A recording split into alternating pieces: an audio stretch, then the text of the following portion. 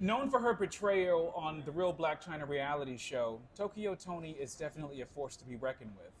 But she's back in the Jenleeion circle because of how inspiring she is in her ability to be herself no matter what. She exudes confidence, she exudes beauty.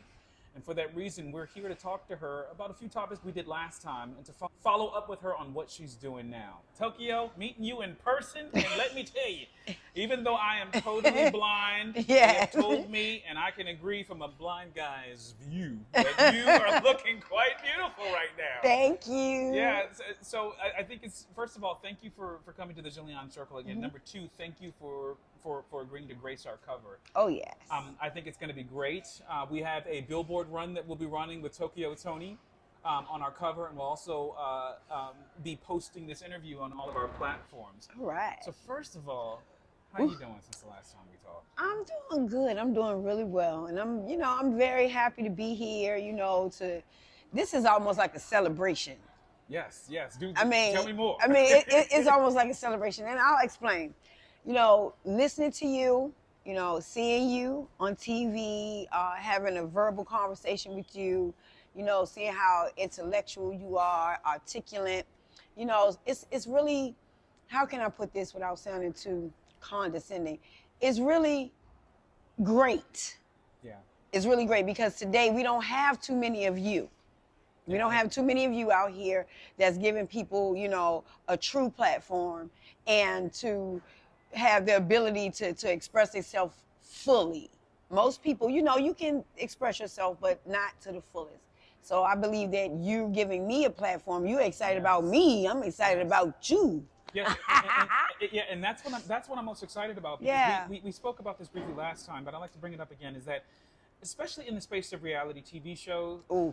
right? A lot of times people don't know what goes on behind the scenes to sort of make people hypersensitive, Right. or all of the factors that go into that. And then at the end of the day, you're really the product of someone's editing job.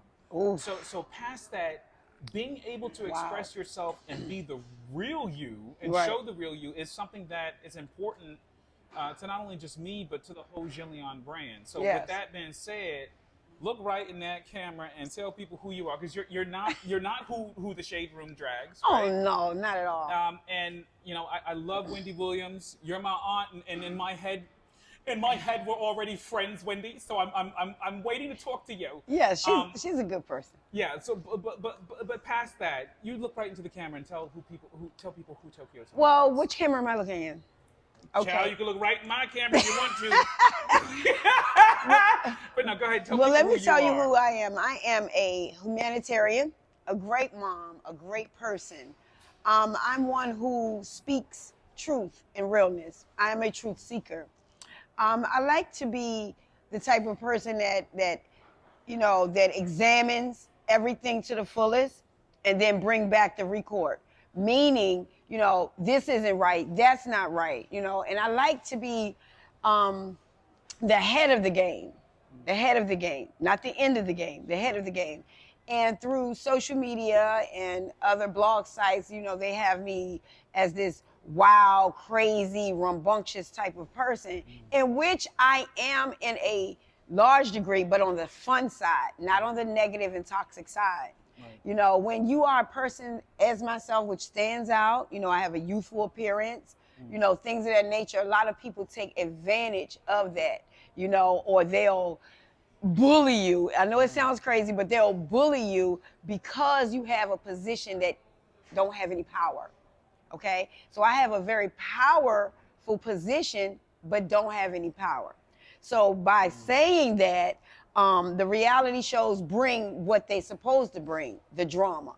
However, they're bringing the wrong person in by dragging me when it's in fact nothing like that. I'm really a cool person. Yeah, so with that, set the record straight a little bit. Are there any pet peeves that specifically stand out right away? And I believe in always being a student and taking energy from everyone. Yes. If it's positive, yes. The negative energy, I want away from it. Yes. You know what I'm saying? That's when I can see. Yes. I run like this. Right. But the positive energy. So with that being said, how would you set the record straight about any of those particular pet peeves that were a part of the story that wasn't Tokyo? Well, actually, none of it was Tokyo. None of it was Tokyo. The only thing about the whole thing is the fact that I'm a mom, you know, and I wear one hat, and that's the mom hat, you know. I'm proud to be who I am, you know, loudmouth sometimes, outspoken, you know, go by the tail of my pants and just do what I do. But like example, you know, one of the networks, I don't know if I should say their name, but the network that I was on painted a crazy, absurd picture of me that I was this wow mom that don't care, don't love anybody, and including my own child, you know. So even though, as you said, you know, I am human too, you know, I subscribe to that for the simple fact of the fact that my own child can bully me. And that's the child. It's like, how do you bully me? And I'm your mom. But when it comes to money, status, and fame, some people take that to another level instead of walking on a platform that they have and just use it for what they use it for. So what they do is basically they use me. Most people use me because they know, first of all, I'm TV gold, you know, a natural thing. I don't have to read a script. I don't have to be told a beat. Just go in and get it in. And this is me. So what originally made you sign on to do the reality TV show with your daughter? Because at the beginning, that's a perfect I'm pretty question. sure me going into the Glee Project or any other reality show, you know, you have these hopes or these expectations, and obviously they can be shattered or they can be matched. Right. What was your mindset prior to? Ooh, are you really ready? I'm ready. My ready. mindset before then, I was renegading. A person would say, what is renegading? That means you don't have a home, but you can have one because you're waiting for that opportunity to strike and have nothing around to hold you back. I didn't have a man for 3 years. I didn't get a place for 3 years, waiting on my daughter to say, okay, I'm back. It never happened, you know, to this day. So it's just like, you know, anything else, you know, a person to paint you a certain way again, you know, and for me to go on to that reality show, the only reason why was to see my grandkids and my kids. Because I knew if I did not do that reality show, it was not going to happen. Wow. And the same thing goes today. We're not talking again because of the reality show. So so obviously you walked away from the reality show. I walked away from the reality show. I walked away from Black China. And you walked away with it with a depth of regret. Define that regret for me. No regret. No regret? No regret. Let me break it down. What I mean is you walked away from the show. You didn't regret doing the show is what you mean? Or did you regret doing it? No. No. Because you got to be with the family, I see. Yeah. And not only that, when a person projects you to be one way, and then you just keep fighting and keep fighting and keep fighting for who you are and standing up for your own, you don't mind that because what happens is they're going to come back later, not then, and say, you was right. You were exactly right. And that's what's going on right now. My daughter said I didn't raise her, I didn't do this. But now, her own words, her own videos, yes, she did. My mom got me, did this, did that. But it takes time. So if I did not do that reality show, think about it. I'll still be in the same position with her. Because your daughter is quoted as saying that you have been her biggest advocate, but also her biggest distraction. What does she mean by that? Well, I would think because I stand in her way. And I purposely stand in her way. Because I'm 50 years old. I have been around because I'm not all the way on the scene. I've been around in real life. I can smell. I can, you know, taste blood when it's coming. And she had all bad blood around her, you know, and that's what really ripped us apart because I cannot deal with that. Even if it's my child, it is a spiritual warfare going on and I accept it. Guess what? If we don't blend, don't mix ever again in life, I accept my Lord opposed to the devil any day. Praise God. So one of the things that's really important is that as Jenleeion, one of the things that we try to focus on is obviously the confidence that individuals exude. Yes. And the confidence that you exude is, I can't imagine being both vilified in popular culture every single day, but still waking up and being able to be yourself and be comfortable in your own skin. It comes from my mom, period. Well, tell us about that. let me explain something. My mother was an educator. Okay, she was a philosopher. Everything my mom did, she wrote it down. She was a goal-driven person. She would have us be goal-driven. So she always told us and embedded us that the next person is no better than you, and you are no better than the next person. However, together, you can do a whole lot of wonderful things. You know, and she gave me this thing one time. I was like, Mom, I'm so frustrated. I'm so frustrated. I give up. I quit. I quit. I quit. She's like, no, why? I'm like, because I'm always in the back of the line. And she says, don't worry. God could turn that line around and make you first. So, you know, it's a lot of spirituality with me these days, along with encouragement and wanting people to do well for themselves and for others, you know. And like I said, this age, still being bullied from companies, corporations, and families. So it happens. You know, you just have to be a strong-minded individual, honestly. And you have to pull it from deep inside. It has to almost be something in your loins. Yes, exactly. It has to be in your loins to be like, you know what? You say that about me? I don't care. I'm going to keep it moving. Now, I nearly fell apart because of how I was portrayed on TV, but you know, as you know, I've adopted 4 kids, right? Yes. Congrats. If they one day, knowing that I've turned my life upside down to make sure they had everything that I didn't have, right? Wow. I'm still working for that. But yes. The point I'm making is, if one day they said I was a bad father, or one day someone else told me that, it would shake me for a long time. Are you over that? No. I will never ever be over that, ever. Because first of all, when you put your life, your time, your energy, criticisms, you know, just everything into any individual, let alone a child, someone that you're raising, whether they came from you physically or not, they're your child. So the utmost respect should always be there. And for someone to say something that has higher power than you, most people will believe them. So that means somewhere in the world is somebody that didn't hear the part that, Mom, I lied and I'm sorry. And they're going to continue in their mind believing that every time they see me, this is a bad person. You know, all off of what she said. So no, you're never going to get the bad taste out your mouth, but you forgive. You forgive, but you don't forget.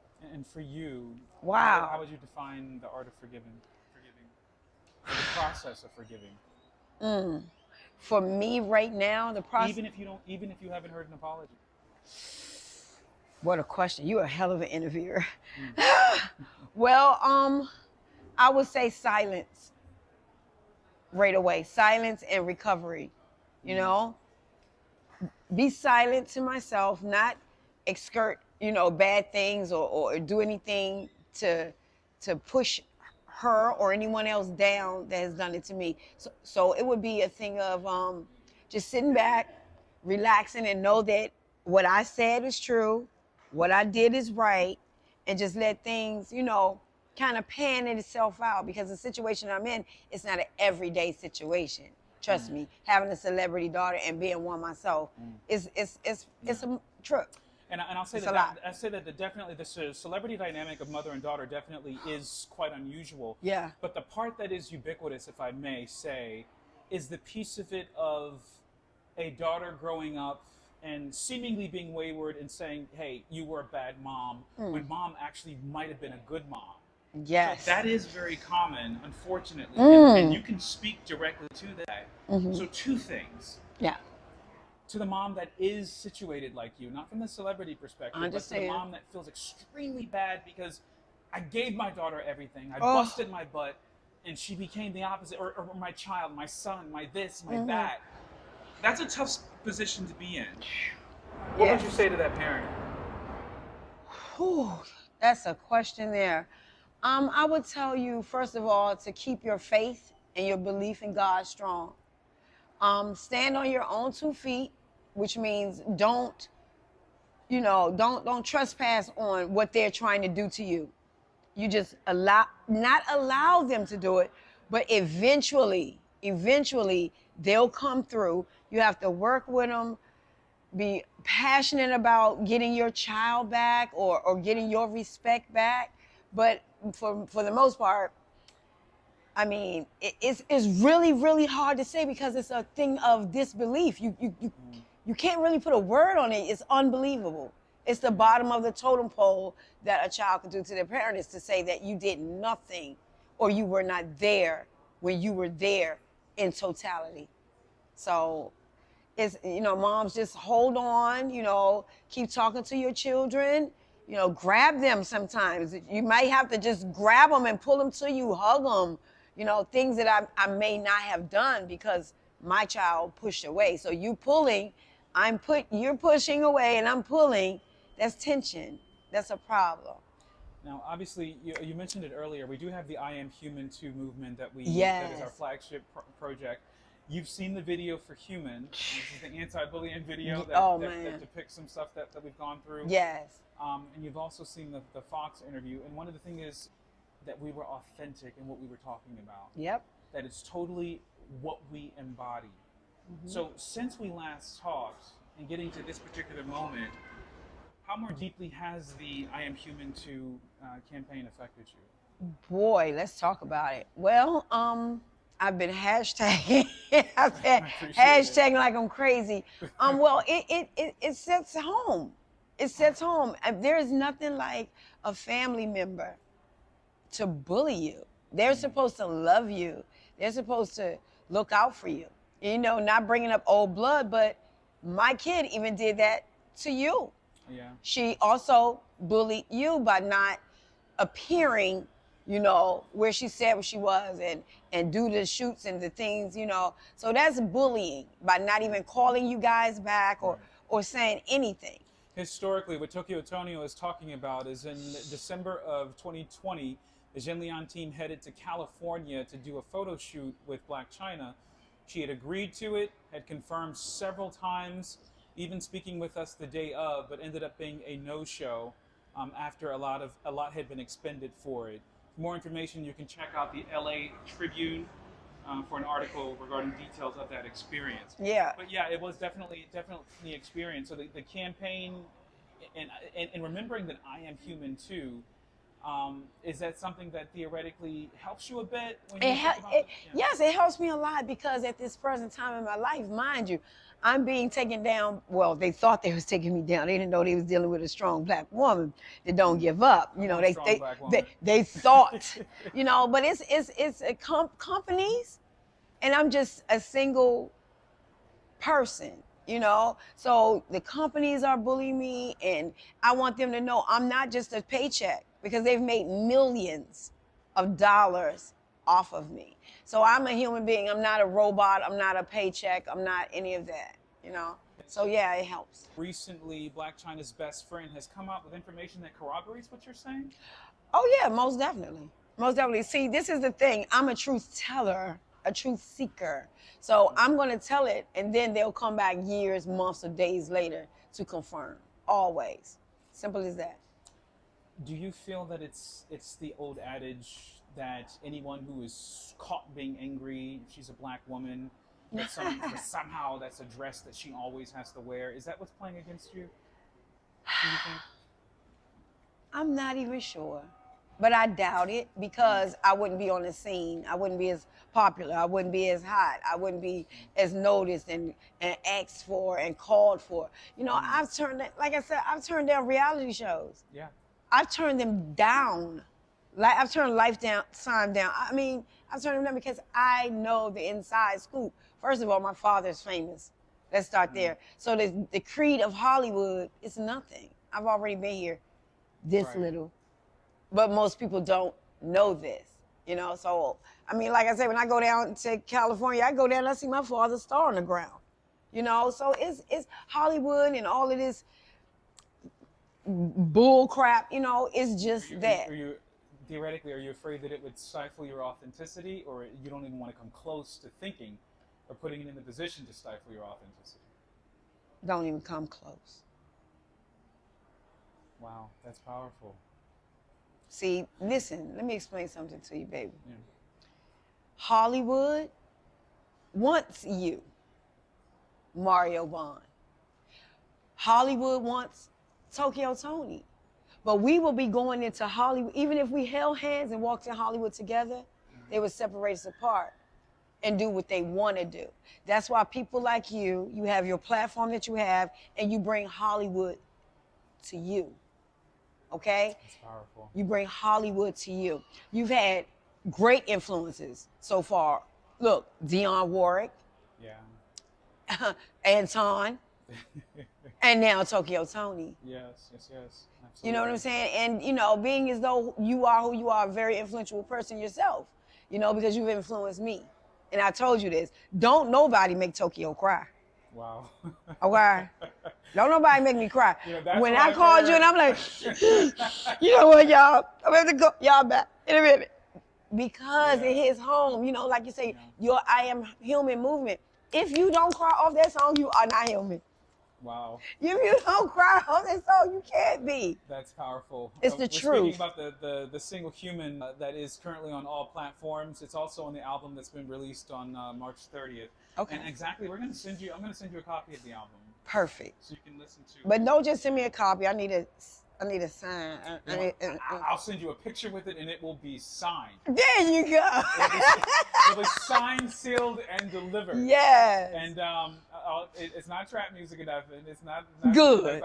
Good. Good. It's you know, it's a lot of ballads and a lot of stuff that again speaks to the condition of the human spirit as we know it today. Well, let me say this to you, Mario, without cutting you off. Sure, I always take over interviews. Do you mind if I interview you real fast? Just a few questions. I'm fine. Bring it on. What made you do what you're doing now?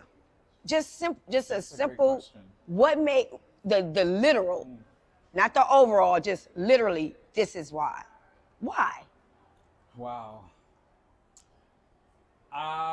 It's sticky questions. Yeah, it is. After I was on the Glee project, I ended up signing with a speaking bureau called the American Program Bureau, and they are a company that books all of my motivational speaking and performance engagements. Okay.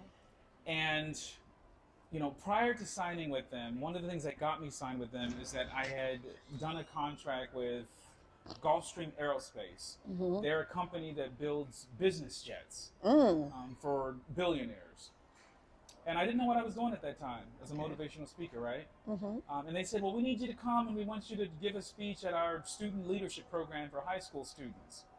And sure, I went to school for communications, but it's different when I have to read Braille and speak and sound extemporaneous, meaning sounding conversational at the same time and be engaging and you know, hope it's interesting. And then not only do I have to do this, but I have to do it in front of 1,000 high school students. Yeah. High schoolers, right?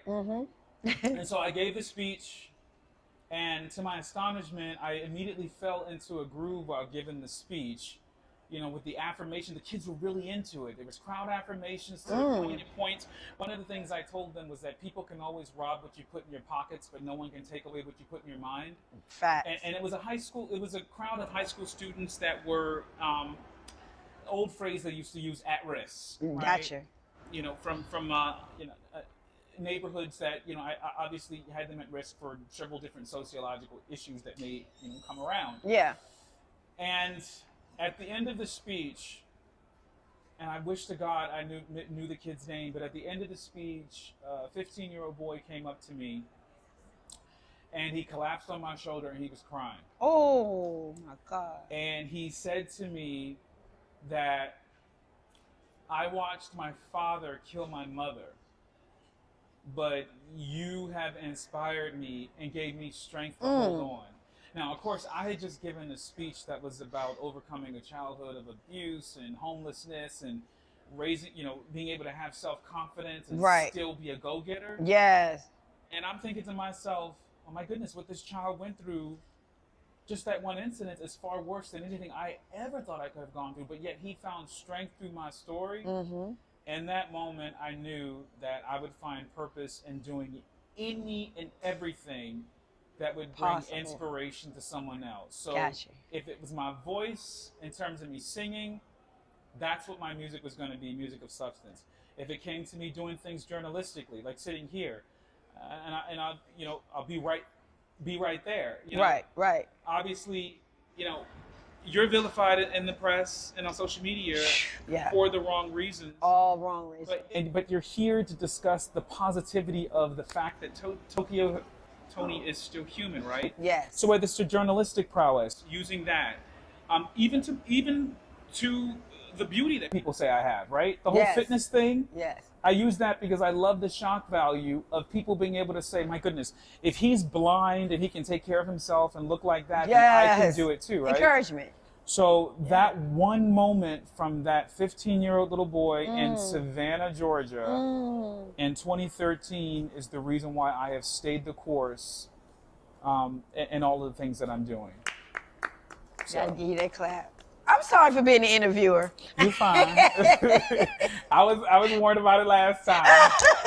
Yeah. But I thought it was a great question, though. It's a great question and something that makes sense. It's why do you have the nerve? Why do you have the nerve to sit here and question Tokyo Toni and expect that she's going to answer your questions? I think that's great. Yeah. So I'll turn that back on you. I asked you a question about the reality show earlier, but I ask you now, what made you decide to come to Jenleeion? Us with these toddling questions back and forth. Okay. It's a conversation. Well, I know how to communicate, Tokyo. You know how to communicate? Yeah. That's what we're doing. We're communicating. There you go. Yeah, what made you come to Jenleeion? The reason why I came because I believe in your movement. I believe in your movement. You guys are honest and straight up. You don't hold back. You're giving other people what I want to give people, a shot at it, a way to go, So just being a motivating, aspect here in the District of Columbia alone will have my ears and my eyes open to come and see and want to be involved. So that's primarily why. Absolutely. Because you guys are absolutely fantastic. So Tokyo's now back on Instagram. Tell everyone where they can find you on your new Instagram page. Okay. _black_Erica Kane with the K. And there it is right there. One of the topics I want to discuss with you is that you have some ambition of restarting a hairline. Tell us about where that is. Is the thought of it in its infancy right now? It's a think tank, or has it moved forward? No. Actually, this is a very sad story. What I'm about to say. Well, I started my hairline, and I got the products to come in, and unfortunately, I made a business partner, in which put nothing in, and they went away with everything: the lashes, the hair, the waist trainers. Basically, your partner stole from you. The whole thing, yeah. So it's fine. It's fine. It's okay. It's fine. Better for them to go ahead on with the few items you had, and I know that you was no good now, than to keep you later, trust you and build, and then you do it. So sometimes some things are made, for what it's for. So be it. But I plan on doing my starting it back up this April. And what will the name of it be?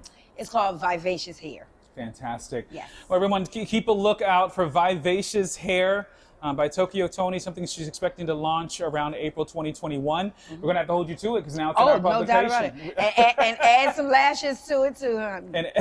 Add some lashes. Yes, indeed. And look, can I expect that your lashes will be so good that this blind person will be impressed? Honey, look, you going to see them all way over here. Thank you again for coming back to the You're circle. quite It's welcome. so Thank great you. to meet you in person, Yes. Tokyo. And you have soft hands. Oh, thank you. I like it. And it's funny because I lift weights every single day. Wow. The proof is in the arm. Let me see. What? Let me get out of here. That's a good workout. Thanks, everybody. We'll see you next time. Thank I'm Mario you. Bonds.